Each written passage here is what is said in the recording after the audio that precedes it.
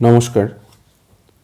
শুকতারায় আপনাদের সকলকে স্বাগত জানিয়ে শুরু করছি আজকের উপন্যাস লানুই বেঙ্গলি।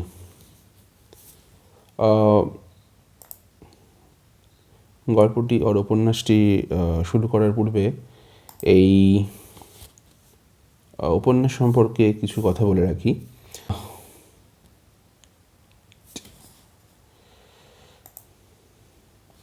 লানুই বেঙ্গলি এটি একটি ফরাসি শব্দ, যার বাংলা অর্থ হলো বঙ্গীয় রজনী বা বাঙালির রাত। তো এটি মূলত 1933 সালে রোমানীয় লেখক মির্সা এলিয়াদের রচিত একটি আত্মজীবনীমূলক উপন্যাস, যা পরবর্তীকালে দ্য বেঙ্গলি নাইট নামে চলচ্চিত্রায়িত হয়েছিল। এটি মৈত্রী দেবীর সাথে লেখকের অভিজ্ঞতার একটি বিতর্কিত সাহিত্যিক রূপান্তর।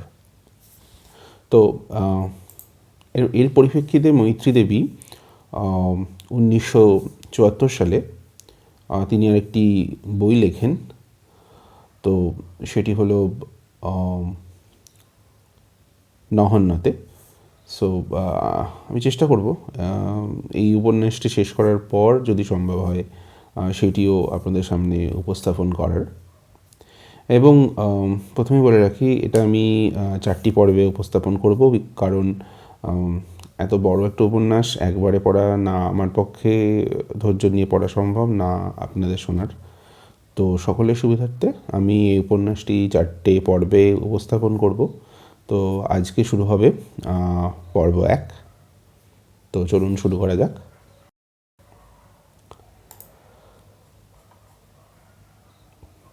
মৈত্রীর সঙ্গে আমার সাক্ষাতের সঠিক তারিখটা মনে না থাকায় কাহিনীটা কোথা থেকে শুরু করব ঠিক বুঝতে পারছি না। সত্যি বলতে কি, সে বছরে আমার ডায়েরিতে এই বিষয়ে কিছুই লেখা নেই। অনেক পরে স্যানাটোরিয়াম থেকে ছুটি পাওয়ার পর তার নাম ডায়েরিতে পেলাম।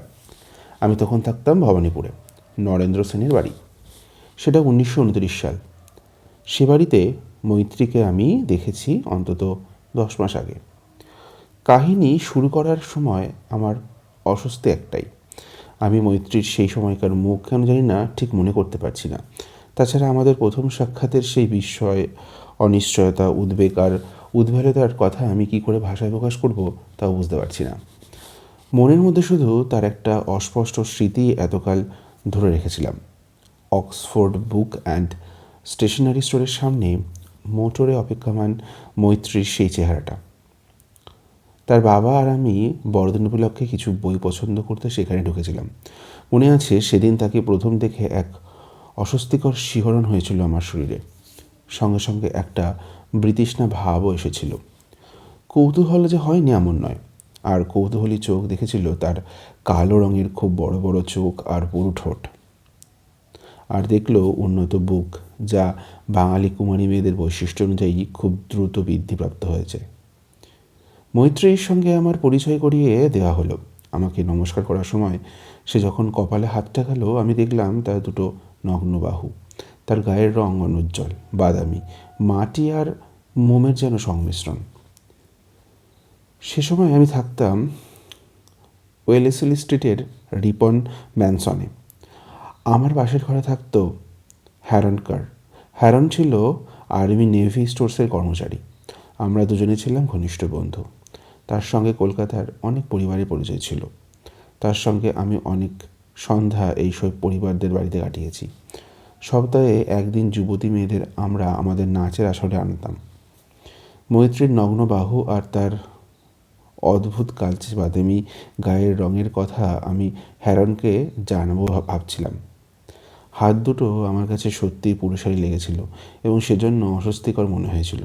আসলে এই বিষয়ে আমার যা মনে হয়েছিল তা আমি ওর কাছে যাচাই করে নিতে চেয়েছিলাম। দৃশ্যটা এখনও স্পষ্ট মনে পড়ে। হ্যারন তখন দাড়ি কামাচ্ছিল। ওর পা দুটো তখন একটা ছোট টেবিলের ওপরে তোলা। সামনে ছোট আয়না, চায়ের কাপ আর হালকা বেগুনি রঙের নাইট গ্রাউন, যাতে জুতোর কালির দাগ। মনে আছে, এর জন্য ও চাকরকে মেরে রক্ত বার করে দিয়েছিল। অথচ সে বেচারির কোনো দোষ ছিল না। একদিন রাত্রিবেলা ওয়াইএমসিএর নাচের পর মত্ত অবস্থায় সে নিজেই নাইট গ্রাউন্ডটা নোংরা করে দিয়েছিল। যাই হোক, আমি দেখছিলাম তার অগোছালো বিছানার ওপর কয়েকটা খুচরো পয়সা পড়ে আছে, আর আমি তখন কাগজ পাকিয়ে সরু করে পাইপের মুখ পরিষ্কার করার বৃথা চেষ্টা করে যাচ্ছিলাম। আমার কথা শুনে সে বলল, না রে অ্যালান, একটা বাঙালি মেয়েকে তোর ভালো লাগবে কী করে? ওদের দেখলে গা ঘিন ঘিন করে, ওদের সঙ্গেও বিরক্তকর। আমি তো এখানে জন্মেছি, আমি ওইসব মেয়েদের তোর চাইতে অনেক ভালোভাবে জানি। বিশ্বাস কর, ওরা এত নোংরা যে ওদের সম্বন্ধে আর কিছু ভাবা যায় না। আর প্রেম, সে তো একেবারেই চলে না। তাছাড়া ওই মেয়েটা তোকে কোনোদিন পাত্তা দেবে না। আসলে হ্যারল্ড ওর ভুল করেছিল। আমি ভালোভাবে এক বাঙালি তরুণীর বর্ণনা করেছি, তাই শুনে সে ধরে নিয়েছিল যে আমি তাকে ভালোবাসতে চাইছি। হ্যারল্ড সব অ্যাংলো ইন্ডিয়ানদের মতোই নির্বোধ আর গোঁড়া, কিন্তু বাঙালি মেয়েদের নিয়ে ওর রূঢ় নির্বোধ সমালোচনা আমার মনে হয় এক অদ্ভুত প্রতিক্রিয়ার সৃষ্টি করলো। বসে থাকতে থাকতে আমার অস্পষ্ট ধারণা হলো যে মৈত্রীর স্মৃতি ইতিমধ্যেই ক্ষণিকের জন্য হলেও আমার বাসনা কামনার সঙ্গে জড়িয়ে পড়েছে। এই আবিষ্কার আমায় একধারে খুশি করলো, আবার বিচলিতও করলো। যন্ত্রচালিতের মতো পাইপ পরিষ্কার করতে করতে আমি আমার ঘরে চলে গেলাম। এসব কথা আমার ডায়েরিতে আমি কিন্তু কিছুই লিখে রাখিনি। না লিখলেও এইসব মুহূর্তগুলো আবার আমার স্মৃতিতে ফিরে এসেছিল। বিশেষ করে সেই দিনটার কথা যেদিন রাত্রে আমি জুঁই ফুলের মালা উপহার পেয়েছিলাম মৈত্রীর কাছ থেকে। তখন আমি ভারতে সবেমাত্র আমার চাকরির জীবন শুরু করেছি। কুসংস্কারের জন্য মন নিয়েই এসেছে দেশে। রোটারি ক্লাবের মেম্বার আমি, সে গর্বও ছিল। আর ছিল আমার জাতীয়তাবোধ, পাশ্চাত্যে আমার জন্মের অহংকার ইত্যাদি। আমার সেই সময়ে পাঠ্য ছিল পদার্থবিদ্যা, গণিত ও সাধারণ বিজ্ঞানের বই। এসব পড়তাম, অথচ ছেলেবেলায় কল্পনা করতাম মিশনারি হব আমি। আরও একটা অভ্যাস ছিল আমার, যত্নের সঙ্গে লিখতাম আমার প্রিয় ডায়েরি। এদেশে আমি এসেছিলাম নোয়েল অ্যান্ড নোয়েল কোম্পানির প্রতিনিধি হয়ে। এখানে টেকনিশিয়ান ড্রাফটসম্যান হিসেবে দ্বীপের ক্ষয়ক্ষরণের কাজ যোগ দিয়েছিলাম। এখানেই পরিচয় হলো এডিনবার্গের ডিপ্লোমাপ্রাপ্ত একজন ইঞ্জিনিয়ার এবং কলকাতার অন্যতম গণ্যমান্য ব্যক্তি মৈত্রীর বাবা নরেন্দ্র সেনের সঙ্গে। আমার জীবনের পরিবর্তনের সূত্রপাত ঠিক সেখান থেকেই। আমার আয় হয়তো তুলনায় অল্প ছিল, কিন্তু আমার কাজে আমি আনন্দ পেতাম। ক্লাইভ স্ট্রিটের অফিসের মধ্যে ছোট্ট উনুনে রান্না করা, অসংখ্য কাগজে সই করা, অথবা তার মর্মার্থ উদ্ধার করা, গ্রীষ্মের প্রতি সন্ধ্যায় স্নায়বিক অবসাদের হাত থেকে রক্ষা পাওয়ার জন্য মাতাল হওয়ার একঘেয়ে রুটিন জীবন। 2-3 সপ্তাহ অন্তরেই বাইরের কাজে যেতে হতো, আর যখন যেতাম তখন মুক্তি পেতাম ওই একঘেয়েমি কাজের থেকে। তমলুকের নির্মাণ কার্যের প্রাথমিক দায়িত্ব আমার হাতে ন্যস্ত ছিল। প্রতিবারই অফিস থেকে কর্মক্ষেত্রে এসে যখন দেখতাম বাঁধগুলো আরও উঁচু হয়ে উঠেছে, তখন আমার মন আনন্দে ভরে উঠত। এই সময়টা সত্যিই সুখের সময় ছিল। ভোরবেলা হাওড়া মাদ্রাজ এক্সপ্রেস ধরে প্রাতরাশের আগেই কাজেই পৌঁছাই। স্টেশনটা ছিল যেন প্রতীক্ষারত বন্ধুর মতো। তাছাড়া ভারতে প্রথম শ্রেণীতে ভ্রমণ যথেষ্ট আরামদায়ক। মেরুন রঙের হেলমেটটা প্রায় চোখের ওপর নামিয়ে প্ল্যাটফর্মের ওপর দিয়ে গটগট করে হেঁটে যেতাম। বগলে গোটা পাঁচেক কাগজপত্র আর ম্যাগাজিন, হাতে 2 প্যাকেট ক্যাপস্টন সিগারেট, আর পেছনে আমার চাকর। তমলুকে থাকাকালীন আমি বড্ড বেশি সিগারেট খেতাম। এমনকি প্ল্যাটফর্মের সিগারেট স্টলগুলোর সামনে দিয়ে যাবার সময় কেবলই মনে হতো সিগারেট বোধহয় যথেষ্ট কেনা হয়নি। একদিনের বিশ্রী অভিজ্ঞতা আমি ভুলব না। সিগারেটের অভাবে মজদুরের কাছ থেকে খৈনি নিয়ে পরখ করতে গিয়ে সারা অঙ্গে সে কি কাঁপুনি।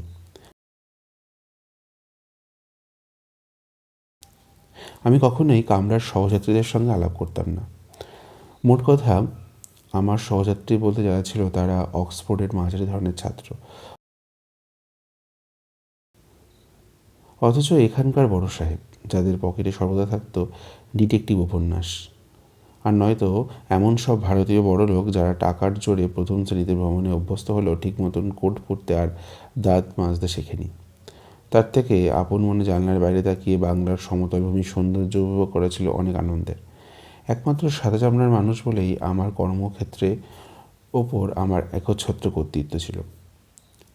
কয়েকজন অ্যাংলো ইন্ডিয়ান অবশ্য ছিল যারা ব্রিজের কাজেই মূলত দেখাশোনা করতো, কিন্তু তারা কখনোই আমার সহমর্যাদা পেত না। তারা ট্রেনে 3য় শ্রেণীতে যাতায়াত করতো এবং ওখানকার রীতি অনুযায়ী খাকি রঙের ছোট হাফ প্যান্ট আর বড় পকেটওয়ালা খাকি রঙের হাফ শার্ট পরে বিশুদ্ধ হিন্দিতে মজদুরদের গালাগালি করত। অপরপক্ষে আমার হিন্দি উচ্চারণ ছিল খুবই খারাপ, আর ভাষাটাও অত বেশ শুদ্ধ ছিল না, কিন্তু তাতে কিছু এসে যেত না। শ্রমিকের ওপর আমার প্রভাব ছিল অন্যরকম। কারণটা হলো আমি বিদেশি, সুতরাং আমার বক্তব্য অভ্রান্ত এবং শ্রেষ্ঠ, এটাই ছিল অবধারিত। সারাদিন ওদের সঙ্গে বকবক করে সন্ধ্যার তাঁবুতে ফিরে লেখালেখি করে শেষে পাইপটা ধরিয়ে নিবিষ্ট মনে চিন্তা করা, এটাই ছিল আমার প্রাত্যহিক কর্ম।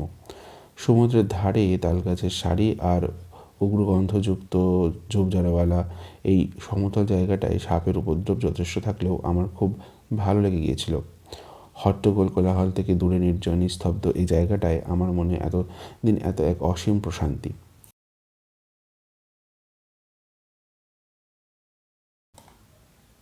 নীল আকাশের নিচে এই সবুজ পরিত্যক্ত সমতল ভূমি যেন ভ্রমণকারীদের জন্য বিষণ্ণ প্রতীক্ষায় থাকত।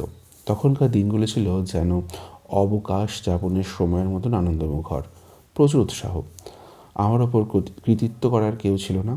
ডাইনে বায়ে হুকুম চালাতাম, শুধু অভাব ছিল একজন বুদ্ধিমান সঙ্গীর। তেমন সঙ্গী যদি কেউ থাকতো তাহলে হয়তো তাকে আমি অনেক বিস্ময়কর কিছু শোনাতে পারতাম। ঘটনাচক্রে একদিন লুসিয়া মেজ এর সঙ্গে আমার দেখা হয়ে গেল। আমি রোদে পুড়ে খিদে চেষ্টায় কাতর হয়ে প্ল্যাটফর্মের সিঁড়িতে দাঁড়িয়ে আছি। আমার চাকর গেছে ট্যাক্সি রাখতে, আর এদিকে তখন সবে বম্বে এক্সপ্রেস এসে পৌঁছেছে। তার ফলে হাওড়া স্টেশনে প্রচণ্ড ভিড়। এর মধ্যে দেখা লুসিয়ার সঙ্গে। লুসিয়ার সঙ্গে আমার আলাপ বছর 2 আগে এডেন বন্দরে। জাহাজ কয়েক ঘন্টার জন্য থেমেছিল।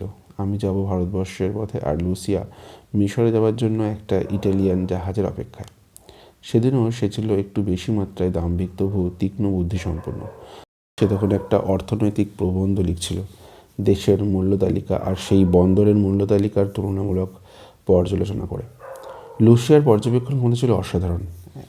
1 ঘন্টা মাত্র একটা মোটরে ঘুরে সে কোনো একটা শহরের সম্পর্কে সে নিখুঁত বিবরণ লিখতে পারত। যে সময়ে তার সঙ্গে আমার আলাপ, তখন তার একাধিকবার ভারত, চীন, মালয়েশিয়া, জাপান ঘোরা হয়ে গিয়েছে। যারা মহাত্মা গান্ধীর সমালোচনা করত তাদের সঙ্গে সে ছিল একমত, তবে সেটা মহাত্মাজি যা করেছিলেন তার জন্য নয়। উনি যা করতে পারতেন অথচ করেননি, সেই ব্যাপারে তার বক্তব্য ছিল তীক্ষ্ণ যুক্তিভিত্তিক। আমাকে হঠাৎ দেখে কিছুমাত্র অবাক না হয়ে লুসিয়া ফরাসি ভাষায় চিৎকার করে উঠল, হ্যালো অ্যালেন, সেই ভারতেই রয়ে গিয়েছ? শোনো, লোকটাকে বলে দে তো আমার ইংরাজি না বোঝার সুযোগ নিয়ে আমাকে কোনো হোটেলে না তুলে দেয়। সোজা YMCAতেই যেন তোলে। ভারতের পটভূমিতে একটা বই লিখছি, বইটা সাকসেসফুল হবেই। ডিটেকটিভ উপন্যাসে রাজনীতির মশলা মেশানো। শোনাবো তোমায়। আধুনিক ভারতের ওপর লুসিয়ার একটি বই লেখার ইচ্ছা অনেক দিনের। এর জন্য কয়েক মাস ধরে সে বিভিন্ন লোকের সাক্ষাৎকার নিয়েছে, জেলখানাগুলো ঘুরে ঘুরে দেখছে, অনেক ছবিও তুলেছে। সেদিন সন্ধ্যাবেলায় YMCAর হোটেলে গিয়ে তার অ্যালবামগুলো দেখলাম এবং বুঝলাম একমাত্র ভারতীয় নারীদের ব্যাপারেই তাকে কিছুটা অসুবিধায় ফেলেছে। এ ব্যাপারে তার কোনো প্রত্যক্ষ অভিজ্ঞতা নেই বলেই চলে। পর্দার অন্তরালে যাদের জীবনযাত্রা চলছে তাদের সম্পর্কে লুসিয়ার ধারণা ছিল স্বাভাবিকভাবেই খুব অস্পষ্ট। তাদের নাগরিক অধিকার সম্পর্কে তার কিছুই জানার অবকাশ ছিল না। বিশেষত সে খুবই কৌতূহলী ছিল বাল্যবিবাহ সম্পর্কে। অনেকবার সে আমাকে প্রশ্ন করেছে যে এদেশে 8 বছরের মেয়েরাও বিয়ে করতে দেওয়া হয় কেন। অস্বীকার করতে পারেনি, কারণ এই ঘটনার উল্লেখ আমি এক বিশিষ্ট ব্যক্তির বইতে পড়েছিলি, যিনি এখানে প্রায় 30 বছর ধরে ম্যাজিস্ট্রেটের মতন দায়িত্বশীল পদে আসীন ছিলেন। এইসব ব্যাপারে আলোচনা করতে করতে ঘেরা বারান্দার লাউঞ্জে একটা সুন্দর সন্ধ্যা কাটিয়েছিল। কিন্তু ইচ্ছে থাকা সত্ত্বেও তাকে এই সমস্ত বিষয়ে বিশেষ কোনো ধারণা বা জ্ঞান আমি দিতে পারলাম না। আমি নিজেও এদেশের নারীদের চিনতাম না। কদাচিৎ তাদের সিনেমা হলে অথবা সভা সমিতিতে দেখেছি। ভাবতে ভাবতে একটা বুদ্ধি মাথায় এলো, যদি নরেন্দ্র সেনকে অনুরোধ করি আমার বন্ধুকে চায়ে নিমন্ত্রণ করতে, তাহলে হয়তো লুসিয়া তার কাছ থেকে কিছু প্রয়োজনীয় তথ্য পেলেও পেতে পারে। আর সেই সুবাদে আমিও মৈত্রীকে হয়তো কাছ থেকে দেখার একটা সুযোগ পেতে পারি। সেই অক্সফোর্ডের দোকানের সামনে প্রথম দেখা হয়েছিল, তারপর তাকে আর আমি দেখিনি। মিস্টার সেনের সঙ্গে আমার সম্পর্ক ছিল আন্তরিক, যদিও তার সীমাবদ্ধ ছিল অফিসের কাজকর্ম এবং গাড়িতে একসঙ্গে যাতায়াতের সময় কথাবার্তার মধ্যে। অবশ্য এর মধ্যে দুবার তিনি আমায় তার বাড়িতে চা খেতে নিমন্ত্রণ করেছিলেন, কিন্তু তখন আমার অবসর সময়ের পদার্থবিদ্যা গণিতবিদ্যার আকর্ষণ কাটিয়ে ওর বাড়িতে যেতে যাওয়া হয়ে ওঠেনি। আমি মিস্টার সেনকে জানালাম, লুসিয়া ভারতের ওপর একটা বই লিখছে, যেটা প্যারিস থেকে প্রকাশিত হবে, এবং এই ব্যাপারেই সে তার সঙ্গে কিছু আলোচনা করতে চায়। মিস্টার সেন আনন্দে রাজি হলেন এবং সেই দিনই সন্ধ্যায় আমাদের নিমন্ত্রণ জানালেন। আনন্দের সঙ্গে লুসিয়াকে খবরটা জানালাম। লুসিয়া কোনোদিনই কোনো সম্ভ্রান্ত ভারতের বাড়িতে ঢোকেনি, তাই সে নিজে মনে মনে তৈরি করতে লাগলো একটা নিখুঁত বিবরণ দেওয়ার জন্য। লুসিয়া আমি প্রশ্ন করলো, মিস্টার সেনেরা কি জাত? ব্রাহ্মণ, তবে যতটা সম্ভব খুব কম গোড়া। রোটারি ক্লাবের প্রতিষ্ঠাতা সভ্য, ক্যালকাটা ক্লাবের সভ্য, চমৎকার টেনিস প্লেয়ার এবং নিজের গাড়ির অধিকাংশ সময় নিজেই চালিয়ে থাকেন। ব্রাহ্মণ হলেও মাংস খান, বাড়িতে অতিথি এলে, এমনকি অ্যাংলো ইন্ডিয়ান এলেও স্ত্রীর সঙ্গে আলাপ করিয়ে দিতে দ্বিধা করেন না। আমি নিশ্চিত মিস্টার সেনকে তোমার ভালো লাগবেই। তবে একথা অবশ্যই স্বীকার করা উচিত যে ভবানীপুরে তার বাড়ি আমি অফিসের প্রজেক্ট প্ল্যান নিয়ে যাওয়ার সময় গাড়ি থেকে দেখলেও বাড়ির ভেতরে যে জিনিসপত্র আমি দেখতাম তা আমাকে লুসিয়ার চেয়ে কম বিস্মিত করেনি। দরজায় স্বচ্ছ পর্দা, নরম কার্পেটে ঢাকা মেঝে, কাশ্মীরি উলের কাপড় দিয়ে ঢাকা সোফা, সোফার পাশে ছোট ছোট এক পাওয়ালা টেবিল, টেবিলে চায়ের কাপ, এক ধরনের খাবার রাখা, যাকে ঠিক কেক না বলে পিঠে বলা ভালো। স্থানীয় খাদ্য সম্পর্কে ভালোভাবে ওয়াকিবহল করতে পারেন। আমি অবাক হয়ে ঘরটা দেখছিলাম। মনে হচ্ছিল যেন এইমাত্র ইউরোপ থেকে ভারতের মাটিতে পা দিলাম। 2 বছর দেশে কাটালেও আমার কখনোই ইচ্ছা হয়নি একটা বাঙালি পরিবারের অন্দরমহলের জীবনটা জানতে, এমনকি আভ্যন্তরীণ জীবনযাত্রা না হোক, তাদের শিল্পকর্মগুলি সম্পর্কেও বুঝতে বা তাদের সৌন্দর্য উপলব্ধি করতে। এ যাবৎ ঔপনিবেশিক প্রভুর জীবন যাপন করে এসেছি অফিসে বা কোম্পানির কর্মক্ষেত্রে। কাজ নিয়ে ব্যস্ততা, অবসর বই পড়া, অথবা সেই সব প্রাকৃতিক দৃশ্য দেখে সময় কাটানো, যা আমার নিজের দেশেও এমন কিছু দুর্লভ বস্তু ছিল না। সেদিন বিকেলেই আমার মনে হলো এই সমস্ত প্রশ্ন ভিড় করতে থাকলো। লুসিয়া অত্যন্ত উৎসাহ ভরে কোনো কোনো ব্যাপারে আমার মতামত চেয়ে নিজেই অনুভূত আর পর্যবেক্ষণের ফলশ্রুতি যাচাই করতে দেখেছি। মিস্টার সেনের কথাবার্তা সঠিক বুঝতে পেরেছি কি না তাও যাচাই করছি। আমি ক্রমশ চিন্তার ভিড়ে ডুবে যাচ্ছিলাম। সে সময় ডায়েরিতেও কিছু লিখিনি, তাই আজ বিস্তৃত বিবরণ দিতে পারছি না। সেদিন গোধূলি লগ্নে মৈত্রী আমার মনে কী ধরনের ছাপ ফেলেছিল আজ ভাবতে খুবই অবাক লাগে। সেদিন সব মানুষের সম্পর্কে এটুকু ধারণা করতে আমি কী করে সক্ষম হইনি, যারা কিছুকাল পরে আমার জীবনধারা সম্পূর্ণভাবে পাল্টে দেবে। ফিকে 4 রঙের স্বচ্ছ শাড়ি, রুপোলি জরির কাজ করা চটি, গায়ে চেরি হলুদ রঙের শাড়ি তাকে খুবই সুন্দরী মনে হচ্ছিল। তার কুঞ্চিত কালো কেশরাশি, গভীর কালো চোখ, আরক্তিম অধর, যৌবন উদ্বেলিত শরীর দেখে মনে হচ্ছিল তা যেন বাস্তব হয়েও পুরোপুরি বাস্তব নয়। অদম্য কৌতূহলী চোখ মেলে তাকে আমি দেখছিলাম।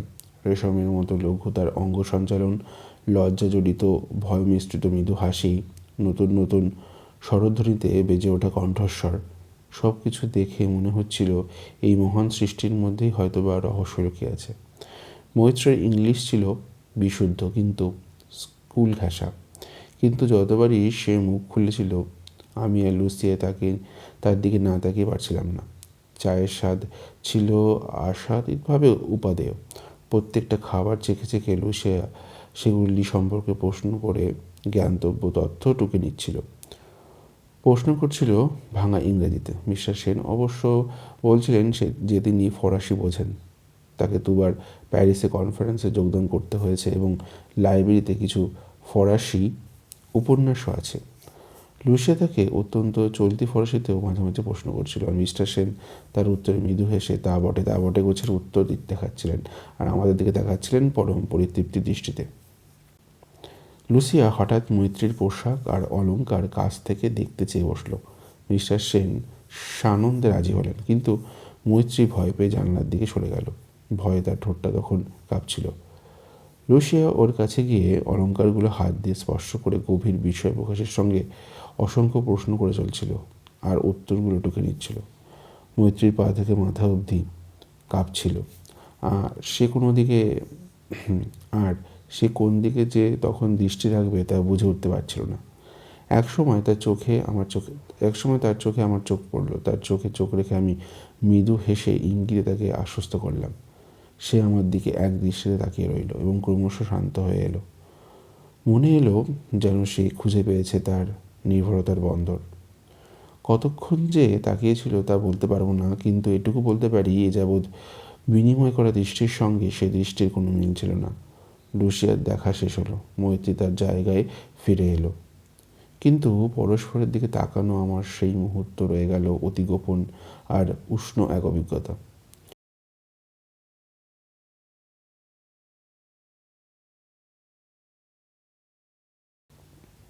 মৈত্রীর থেকে দৃষ্টি এড়াতে আমি তার বাবার দিকে মনোযোগ দিলাম, কিন্তু তাকে কেমন যেন নিষ্প্রভ আর ভাবলেশীন মানুষ মনে হচ্ছিল।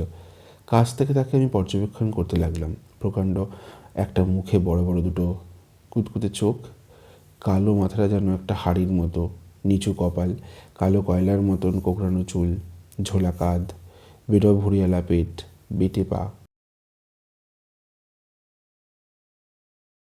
এসব দেখে আমার একটা কোলা ব্যাঙের কথা মনে পড়ল। এই মানুষটার ভেতরেও যে স্নেহ, সহানুভূতি, প্রাচুর্য আছে তা বোঝা দুষ্কর ছিল। তবুও মানুষটাকে আমার সম্মোহক বুদ্ধিমান, দক্ষ কর্মী, খোশ মেজাজি, শান্ত আর সৎ মনে হলো। এরকম সময় তার স্ত্রী শ্রীমতী ইন্দিরা দেবী এলেন। তার সঙ্গে পরিচয় হলো, কিন্তু কেন জানি না আমার মনে হলো মিসেস সেন যেন এক অকারণ ভয়ের ভাব নিয়ে এলেন। তার পরনে ছিল নীল রঙের শাড়ি আর গায়ে ছিল সোনালি গাছ করা নীল শাল।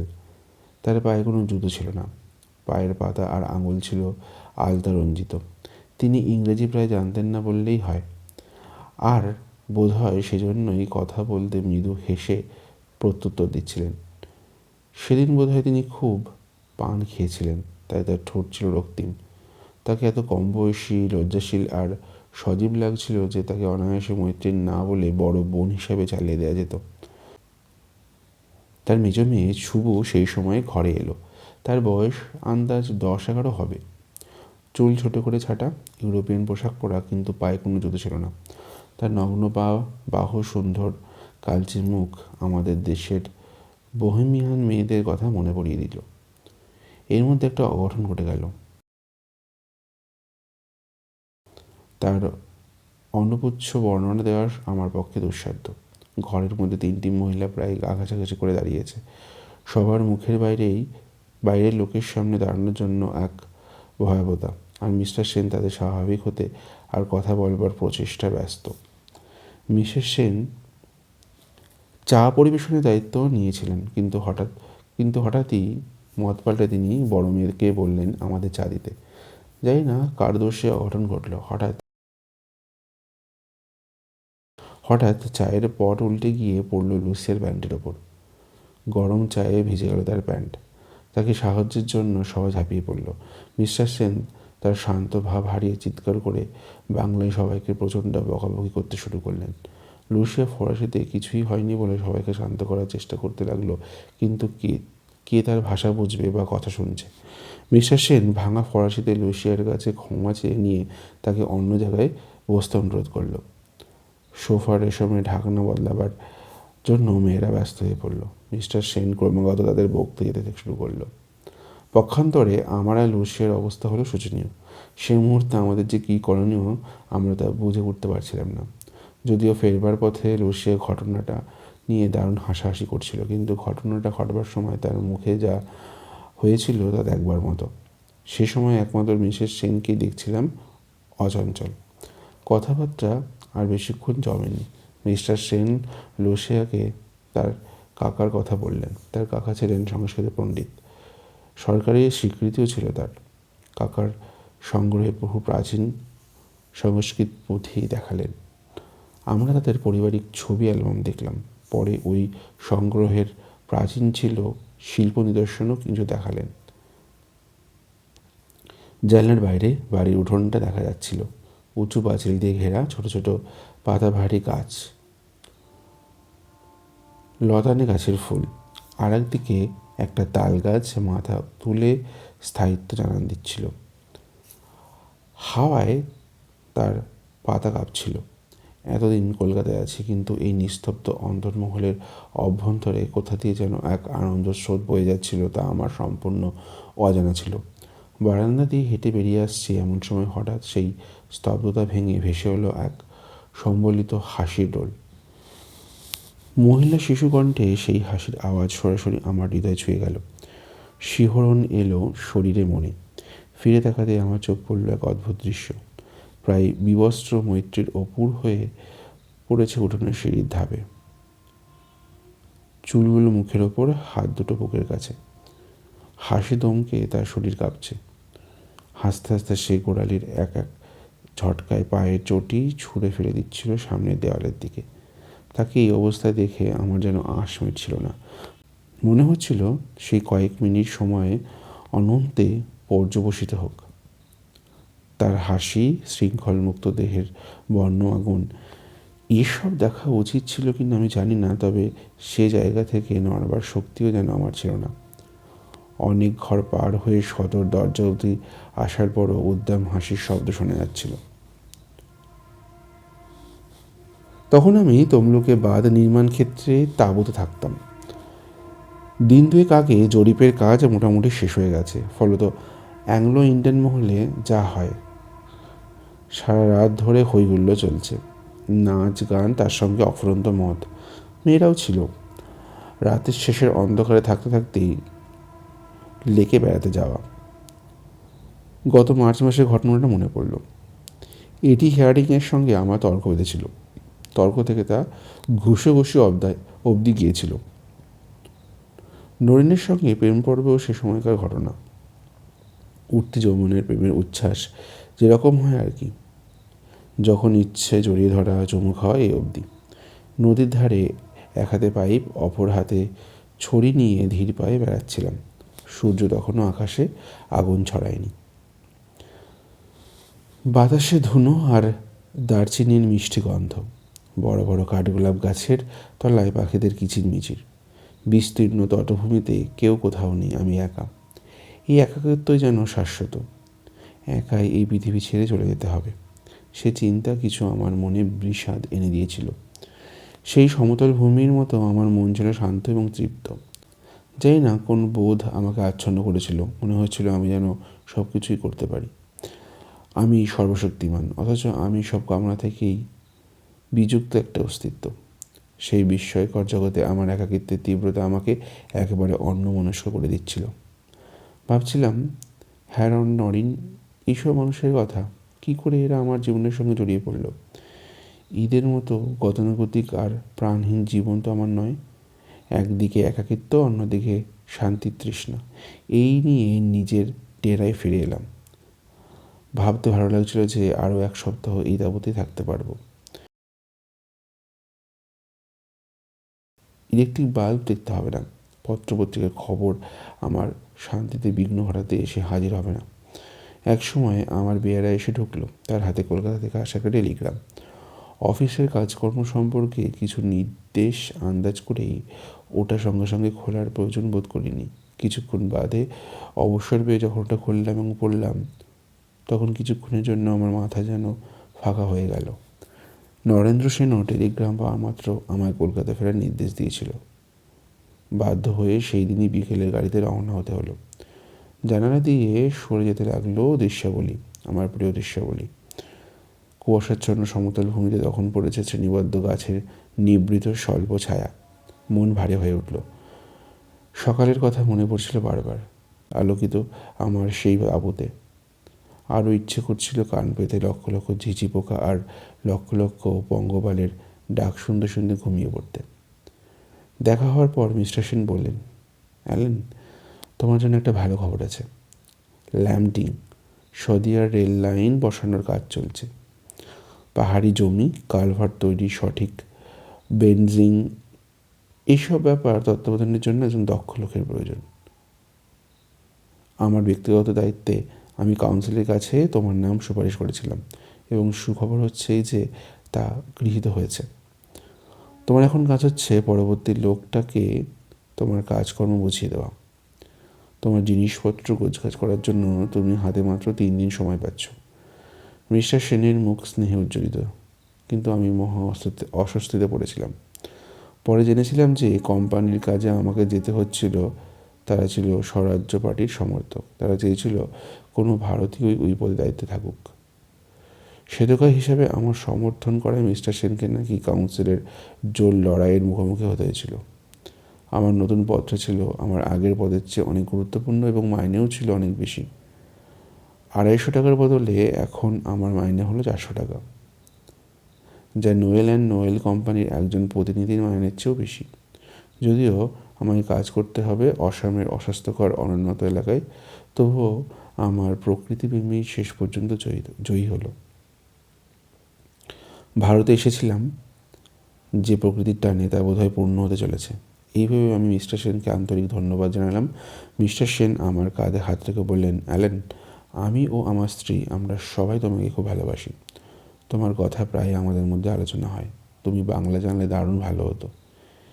এই সময় তার ওই অযাচিত স্নেহপ্রীতির বিষয়ে খুব একটা ভেবে দেখিনি, তবে নিজের কাছে একটা প্রশ্ন ছিল, মিস্টার সেন তার অসংখ্য পরিচিত ভারতীয়দের ছেড়ে আমার প্রতি এতটা পক্ষপাতিত্ব কেন করেছেন? মনে মনে একটা উত্তরও খাড়া করে নিয়েছিলাম যে হয়তোবা আমার গঠনমূলক মেজাজ, কর্মশক্তি, উদ্যম ও সর্বোপরি একজন বিদেশি হিসেবে ভারতবর্ষের উন্নতিতে আমার শ্রম এবং সময় নিয়োগের ব্যাপারটাগুলি